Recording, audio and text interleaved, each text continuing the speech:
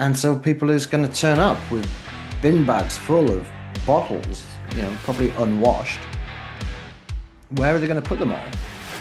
Yeah. You could end up with a huge quantity of stuff stuck behind the till, stinky, on a hot day, a whole lot of stinky bin bags full of. You have to include these rather more tangible costs of people having to go to a supermarket or to a bottle deposit station, which they wouldn't have to do generally because it would be taken away from your doorstep. So this is kind of unnecessary, unpaid labour. I think the public would be very annoyed actually when this came in.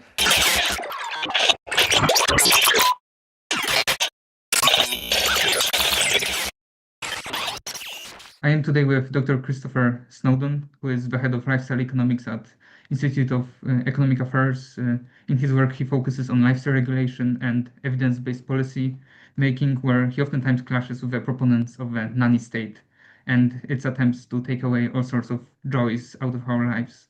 But today, I wanted to talk to you about a slightly different policy topic than usual, which is the deposit return scheme.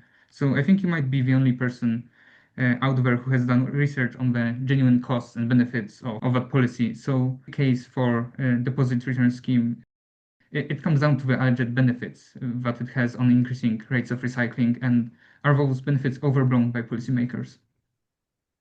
Yeah, I mean, the question of whether it's cost effective kind of depends on what your refuse collection system already is. So it definitely wouldn't be cost effective in the United Kingdom. In the UK, we have a fairly good system whereby recycling gets picked up from your front door every 2 weeks, usually. And that then is obviously taken off and sorted and recycled. So, given that so many bottles and cans are already just taken away very easily, you just dispose of them in your own home, put them in the recycling bin, and they get taken off. There isn't a huge amount left over to, to take to a deposit box and put back in. So the government argued that this was about reducing litter, and I'm sure it would reduce litter to some extent because at the very least you would have kids and homeless people picking up bottles and cans and getting the deposit back.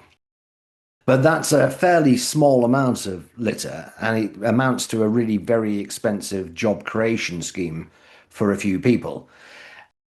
If you were starting from scratch, then it would be a different kettle of fish. But in the UK, we're not starting from scratch. We're starting from quite a high level of recycling, about 70, 80%. That could probably go up to 90, 95%, possibly if you look at the experience in other countries. But the marginal cost is really enormous for quite a small marginal gain. Yeah, so I think the most important part from your report that you wrote for Institute for Economic Affairs, I think in 2018, comes down to the hidden costs of the policy. So, in the grand scheme, just how costly would it be in case of Britain? It's as you say, it's a while since I wrote it. I think we were looking at something in the region of £1 billion a year, and that would create a certain amount of valuable recycling. But actually, the only really truly kind of profitable recycling in terms of drink containers is cans, which are kind of going out of fashion anyway, because Coca-Cola and companies like that tend to prefer selling things in plastic bottles. And plastic is really quite expensive to recycle and it's not really cost effective. So it's not as if you're ending up with a huge amount of saleable products here. The only way the government could justify it in its impact assessment was by putting an enormous value on people's hatred of litter, essentially. It was very obviously not going to be cost effective. It was very obviously going to cost a lot of money. So they had to use the intangible benefits of not seeing litter. Now, straight away, you're into the realms of, you know, make believe, really. You're trying to put real monetary costs onto very intangible benefits.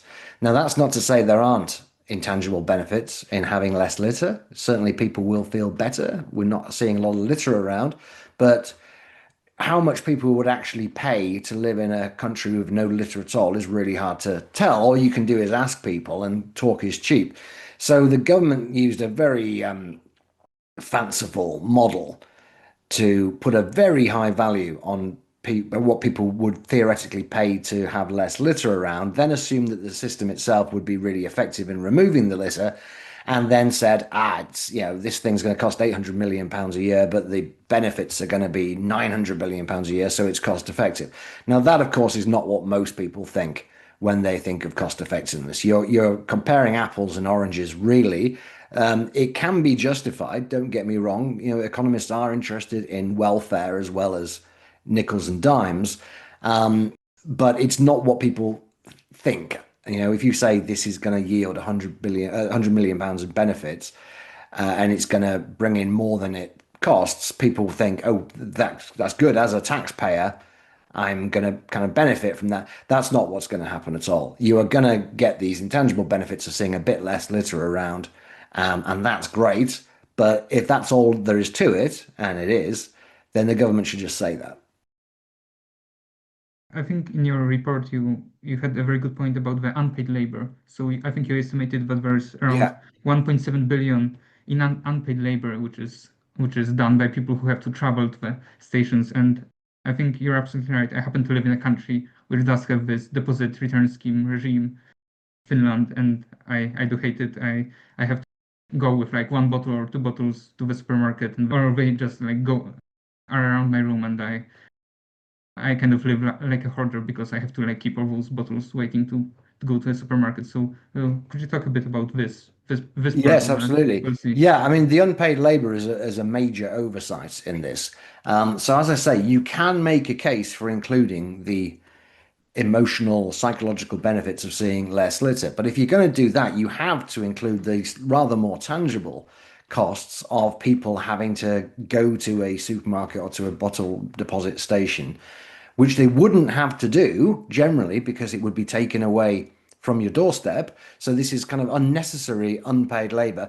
It's quite easy to estimate what unpaid labor is worth because you just look at what people would be earning, or what wage they're prepared to accept in the real world. And if you do that, I can't remember what figure I came up with in the study, but it was obviously a very high figure. And again, this is the real cost, greater even than the cost of employing all these people and having this headquarters and all the rest of it, and people endlessly going around picking up bottles and cans from supermarkets and elsewhere.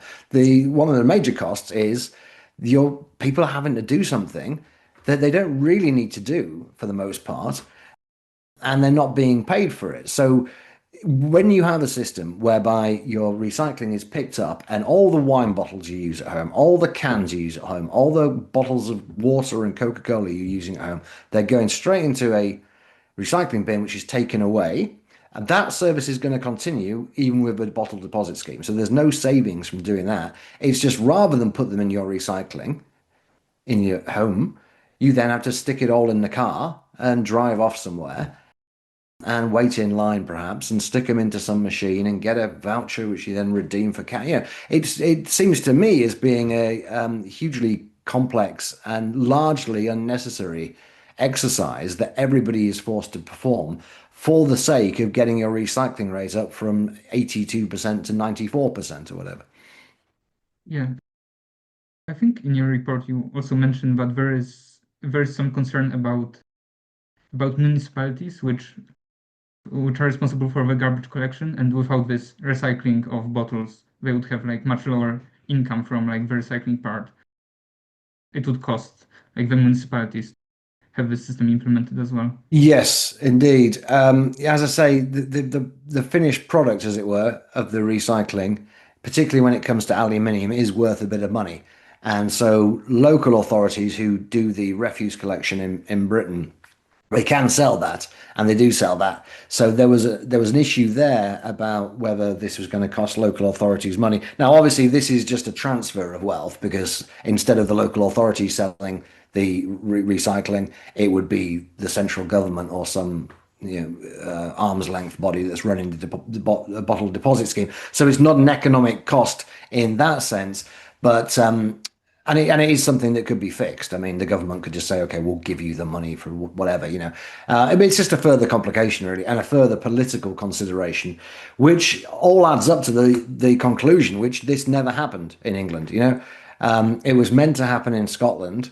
It kept being put off again and again and again, largely because, well, several reasons. But the big one really was that England weren't doing it. And obviously we're all part of the same nation, the United Kingdom, and so there were concerns, for example, that people would be going, taking their bottles from England and getting money from them in Scotland, despite not having paid a deposit on it. They missed out on the economies of scale of having a UK wide system. There were also a lot of concerns, particularly from the pub industry and the alcohol industry, saying, look, you know, when it comes to glass bottles, we already have effectively a circular economy. I mean, there is just very, very little in the way of wasted glass because people who drink wine are pretty good about putting their wine bottles in the recycling, and people who go to pubs, you buy a bottle of beer, you drink the bottle of beer, the empty bottle stays in the pub. That then goes back to the brewery when the brewery come with the full bottles. I mean, it's a really effective system. And having to suddenly mess about with a bottle deposit scheme with glass in particular didn't make any sense. So because of that and various other practical difficulties, it's never actually happened. In England, when I wrote that paper 2018, it was supposed to be happening, definitely. The government was committed to it, and various other things took priority. And I think maybe they read my paper, I don't know, but I think they would realize actually this is not particularly sensible. This is not really that necessary. It's going to cost a lot of money and inconvenience a lot of people. I think the public would be very annoyed actually when this came in. People like the sound of it, particularly in England. You know, older people have a memory of there being a bottle deposit, you know, cap on some fizzy drinks when they were younger, and you take the bottle back and you get 10p. And it's, yeah, people have kind of fond memories of that. Um, but I don't think they'd be happy if they realized what was actually involved, which is that all the stuff that they currently just stick in the bin, they're going to have to put in the boot of their car and take elsewhere. In your paper, you do mention that for every pound saved, there was like 8 pounds wasted because of this policy. So yeah, it's very costly. I'm wondering who is it the most costly for? It seems like supermarkets are kind of losing in this because they need to like buy the all the equipment for this purpose, and they also need to they lose a lot of space for this all this machinery. Mm. So are just like the supermarkets the biggest losers of the I policy? don't know. I think actually small shops could do even worse, because just reasons of space. You know, we're talking small, what we call in Britain, corner shops, and they're going to kind of be forced to become bottle deposit centers. And so people is going to turn up with bin bags full of bottles, you know, probably unwashed. Where are they going to put them all? Yeah. You know, you could end up with a huge quantity of stuff stuck behind the till, stinky, you know, on a hot day, a whole lot of stinky bin bags full of, bottles that had sticky drinks in them. It was a real headache. I mean, this was the reason I think it did fall apart, even though it was so well-meaning and supposedly quite popular, is because so many people had quite serious objections to it. It was a really badly thought out policy. I fully accept, I think, in the paper that in places like how long has Finland had a scheme like this? I think we like the Nordics pioneered the scheme. Yeah, in the Yeah, 70s, I so think, was it? yeah, I believe so. Yeah. Well, fine, you know, those were different. It was a different era, and you didn't have any kind of recycling in those days in terms of just domestic recycling. So you're starting from that point, it makes sense. And I'm not necessarily saying that Finland should get rid of it now. I don't know how it works over there. I've been to Iceland, and I know that there they kind of just use it as a way of giving to charity, effectively. The Boy Scouts come round and pick up their empties, and they take the money, and it's people just kind of write it off as being a charitable expense almost. So yeah, I'm not saying that it was a stupid idea by any means in the 1970s and 80s to bring these things in, but to try and add it on top of an already very expensive and basically fairly effective system doesn't make any sense. One interesting part, which I think is worth a mention as well, is who are the rent seekers here. So you did, retweet an article about Coca-Cola and Ibn Brew, who urge the next FM to make deposit return top priority. So what does Coca-Cola want from this? Oh What are the yeah. incentives here? Yes, as I recall, um, it wasn't so much rent seeking, it was more like the sunk cost fallacy, really. The Scottish government had announced this. England had kind of announced it earlier, but the Scottish government seemed very committed to it and had a deadline ready and everything. And Coca-Cola just spent a whole load of money preparing for this. And then once the Scottish government said, actually, we might not do it after all, they were like, well, we've just spent all this money. We might as well do it now. And I guess there was some, the rent seeking, I guess, would have come in from they've already spent the money, their competitors or some of their competitors hadn't spent the money. So they were at least looking for a kind of level playing field. Possibly in some sense, it might keep out smaller competitors. That's often the way with these large corporations and their lobbying. But I think in the first instance, it was really just more they resented the sunk cost and they thought we've spent a long time and a lot of money preparing for this. Let's do it. I think that was the main thing, but it's a long time ago now, so I can't quite remember All the right. details. But yeah, I remember being pretty appalled at Coca-Cola for making that call because as I say, it's primarily ordinary consumers who are going to pay the cost for this, both in terms of the occasional lost deposit, but more generally in all this unpaid labor. Yeah, I think kind of the main conclusion should be maybe that states should just do more anti-litter work if they are concerned about the amount of litter on the streets, right? More Yes, effective yeah. I way mean, to do that's it. the other thing. I mean, again, I think I say this in the papers. If you look at how much this scheme is going to cost, the if you use even half of that amount on litter collection, you will have a bigger impact on litter than the bottle deposit scheme because obviously the bottle deposit scheme only applies to bottles and cans, whereas people who go out picking litter are picking up everything. So you're dealing with litter in general, rather than just one specific and relatively rare form of litter. So yeah, if the government was serious about, in effect, spending quite a lot of money on litter reduction, this is not the most effective use of their money by any means. You'd be better off just employing more people to sweep the roads. I wonder if there's like a broader point that's kind of visible here about convenience. So Professor Brian Kaplan, in one of his pieces, he wrote, "People love convenience. They happily sacrifice other values for convenience, but they don't want to acknowledge the fact or affiliate with those who do." So in politics, however, almost no one talks about convenience. When governments mandate extra privacy or safety or consumer protections, crowd cheers and pundits sing. The market mercifully sells us convenience we want without judging us. Government, in contrast, takes us at our word and robs us of our precious convenience bit by bit, day by day.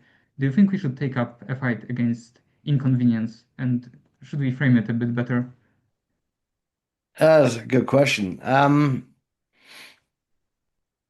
Yeah, you don't really get people making the argument for convenience very often, as such. Um, And yeah, perhaps we should in some instances because there are campaigners out there who are deliberately trying to make things less convenient. I mean, you live in Finland, so you're used to the state monopoly on alcohol, for example, right? Which makes things inconvenient. Just the pretty restrictive licensing hours, right? Yeah, yeah. These are deliberate policies from the temperance movement because they deliberately target availability, what they call availability, advertising availability, and affordability, the three things that they go after, all of which are designed to deter you from buying alcohol. And the temperance lobby are very keen on restricting the number of outlets because they think, well, correctly, they think that's going to make it less convenient to buy alcohol, and restricting the hours and restricting like Deliveroo, and alcohol delivery companies. All of this stuff makes our lives more convenient. And they're not against convenience per se, they're just against alcohol, right? And so anything that you can do to make alcohol less easily consumed they're in favor of. So stuff like that, absolutely, we should fight for. And people will go, oh well, can't you just go without alcohol, between these hours or on a Sunday or whatever? Well, why should I? Right? And I won't have to go without it. It's just a matter of thinking ahead. If you think ahead, then you can have all the alcohol you want. It's just that sometimes people like to live spur of the moment and be more spontaneous than that. And you have public health campaigners that try and do the same thing every now and again in different places in terms of tobacconists, where you can buy tobacco, and we ban tobacco, cigarette vending machines and all this kind of stuff. So you have people who are deliberately trying to make things inconvenient because they just don't like the products. And then you have things like the bottle deposit scheme, which are not trying to stop you from buying bottled stuff. It's well-meaning, but just misguided. And it does make life, you know, less convenient, for want of a better word. So look, I mean, convenience is part of a kind of set of issues that when any policy is being debated, people will speak about it, but not in maybe as directly as you're putting it there. And sometimes, of course, economists will put it in other language. So in my paper, I talk about unpaid labor, and I come up with some figures of what the unpaid labor is, as a kind of intangible cost, so to speak, which is just another way of making the same argument, really. Yeah. Yeah. So, what are you working on at the moment?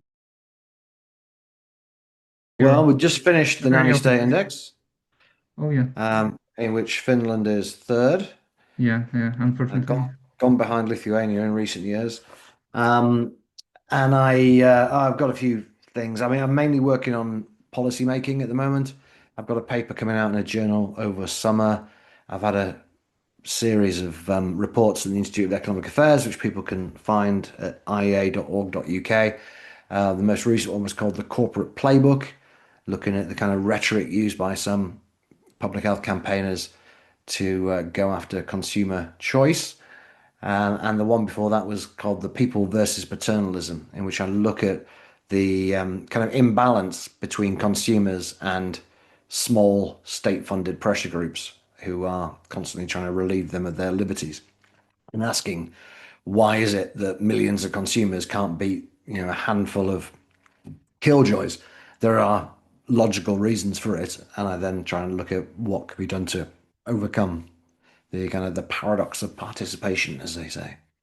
That's very interesting. Yeah. Let's see if we can figure out some solution. That would be amazing. All right. Thank you very much for the interview. Pleasure.